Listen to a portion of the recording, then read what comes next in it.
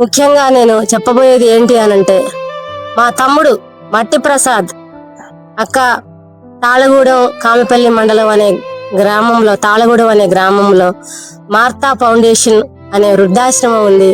అక్కడికి వెళ్ళాలక్క, నువ్వు కూడా మాతో రావాలి, నువ్వు కూడా వచ్చి అసలు ఆ మార్తా ఫౌండేషన్ అంటే ఏంటి, ఎక్కడుంది, అసలు ఎంతమంది వృద్ధులు ఉన్నారు, ఎక్కడెక్కడి నుంచి వచ్చి ఉన్నారు, అక్కడ ఒక పాస్టర్ గారు ఉన్నారు, అమ్మగారు ఉన్నారు, వెళ్ళి వాళ్ళ దగ్గరికి వెళ్ళి స్వయంగా మనమే తెలుసుకొని ఒకసారి చూసి ఇంటర్వ్యూ చేసి వద్దాం అక్క. ఎంతో మందికి సేవ చేస్తున్నటువంటి పాస్టర్ గారు వాళ్ళు కేవలం ఈ గేదెలని ద్వారాగా వచ్చేటువంటి పాలతోటే ఇంతమంది వృద్ధులని కూడా, మాటలు రాని వాళ్ళు, చెవిటి వాళ్ళు, కళ్ళు కనపడని వాళ్ళు, మూగవాళ్ళు, ఇంతమందిని చేరదీసి కూడా ఈ అమ్మగారు అసలు ఇందాక చూసిన దగ్గర నుంచి కూడా నాకు చాలా బాధ అనిపించింది. అమ్మగారు చేస్తున్నటువంటి సేవలు అయ్యగారికి ఎంతో, నేను కూడా చాలా రుణపడి ఉన్నానేమో, ఈ రోజు నేను ఈ ఫౌండేషన్ చూడటానికి నేను ఎంతో రుణపడి ఉన్నానేమో అనే ఆలోచన నాలో కలిగింది.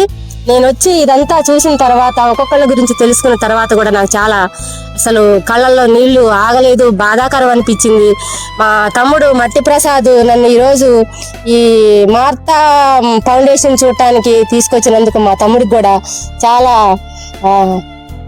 కృతజ్ఞతలు చెప్పుకుంటున్నాను. నేను ఇంత మంచి ఫౌండేషన్, ఇంత మంచి పాస్టర్ గారిని, అమ్మగారిని కూడా నాకు పరిచయం చేసినందుకు థ్యాంక్ యూ అండి. నేను ఇంతకంటే ఎక్కువ ఏం చెప్పలేను. ప్రభుత్వం వారిని కూడా గుర్తించాలని చెప్పి నేను ఎంతో కోరుకుంటున్నాను. ఇలాంటి వాళ్ళకి కొంచెం సాయం చేయండి. ప్రభుత్వం రేషన్ బియ్యం లాంటివి కానీ, ఇంకా ఎక్కడైనా ఫంక్షన్లు కానీ, పెళ్లిళ్ళు కానీ, బర్త్డే పార్టీలు కానీ చేస్తున్న వాళ్ళు ఎంతో మంది ఉన్నారు. అలాంటి వాళ్ళు కూడా ఇలాంటి ఈ అయ్యగారులను, అమ్మగారులని కూడా పిలిచి వాళ్ళకి కావాల్సిన ఫుడ్ లాంటి, కొంచెం అమౌంట్ లాంటివి కానీ, బట్టలు లాంటివి కానీ అరేంజ్ చేస్తారని చెప్పి నేను కోరుకుంటున్నాను. నా వంతు సాయంగా నేను కూడా ఒక 25 కేజీలు బియ్యము ఇద్దామనుకుంటున్నానండి అనాథ పెద్దలందరికీ కూడా. నేను అంతకంటే ఎక్కువ నేను ఏం చేయలేవునండి. అదొక్కటే నేను చెప్పదలుచుకున్నానండి.